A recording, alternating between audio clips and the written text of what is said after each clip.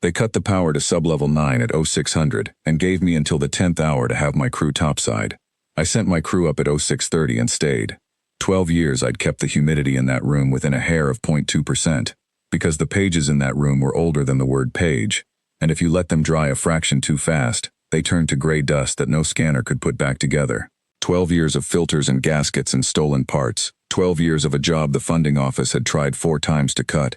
12 years of scholars filing through with their instruments, running months of tests on a codex none of them could read a single line of, before shrugging and calling it decorative. I wasn't a scholar. I was a maintenance tech, 3rd generation, and my mother used to say the ANSA women fixed what other people gave up on. I fixed the coolant loop on the low archive's outer casing so many times I could do it half asleep, which was good, because I did most of it half asleep, on double shifts, after the funding cuts sent my relief home for good and never sent anyone to replace her. Now Haldron Reach was closing. The rock under the colony had started shifting 18 months back, slow enough that nobody panicked at first, fast enough that the engineers ran the numbers twice and then evacuated everyone anyway. Every soul on the surface had a shuttle seat. Every crate worth shipping out had a manifest number in a cargo slot. The low archive had neither. Command called it a net loss in the closing meeting. Too heavy to lift in the time left. Too strange to sell to anyone off-world, and worth exactly nothing to a buyer who couldn't read a page of it. The order that came down was clean and short. Seal the doors. Run the charges. Let the mountain keep what we couldn't. I signed the form that scheduled the demolition, because somebody had to and it was faster than arguing. Then I stayed. I want to be honest about why.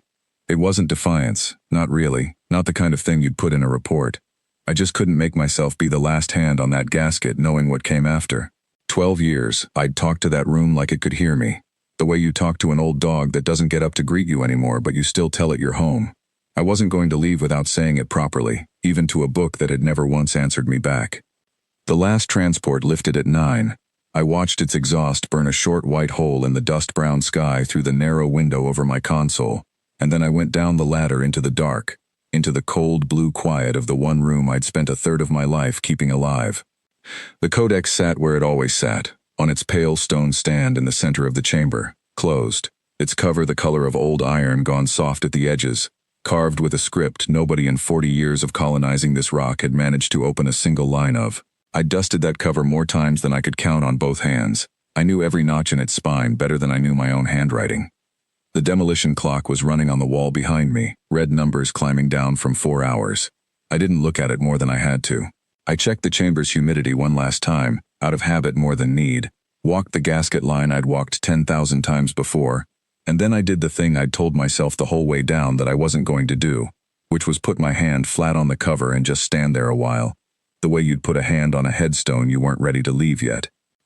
I kept it as long as I could, I said, out loud, to an empty room, to a book that owed me nothing.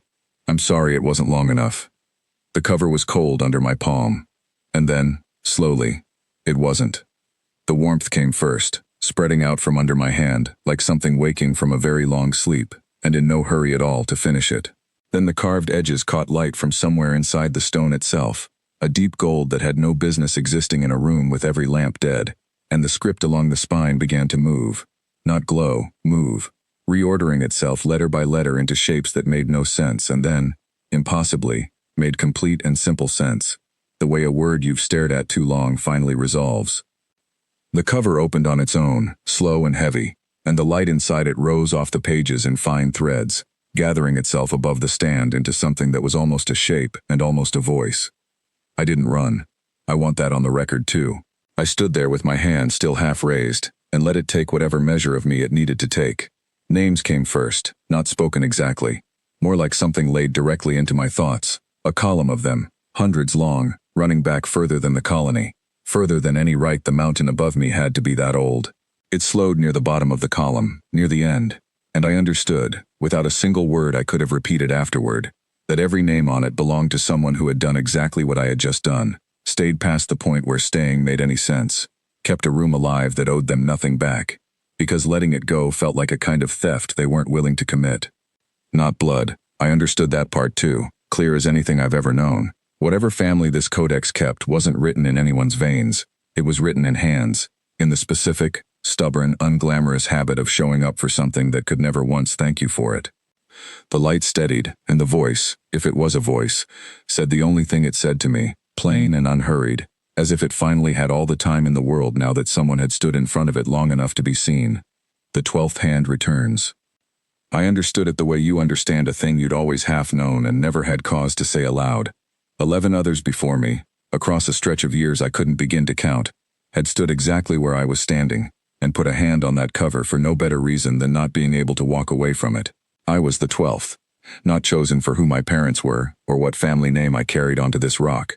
Chosen for 12 years of gaskets and filters and stolen parts and double shifts nobody ever thanked me for, and for one more night I hadn't been able to talk myself out of.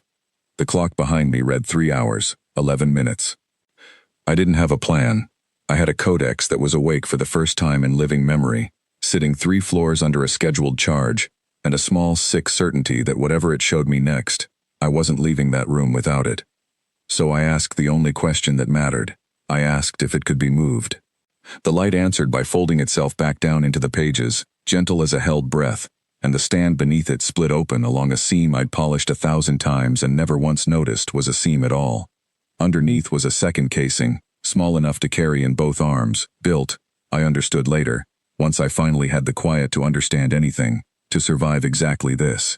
Built by the 11 who came before me, each of them leaving something behind for whoever came next, on the chance there'd be a 12th hand at all to find it. I carried it up the ladder myself, one rung at a time, my arms shaking long before I reached the top.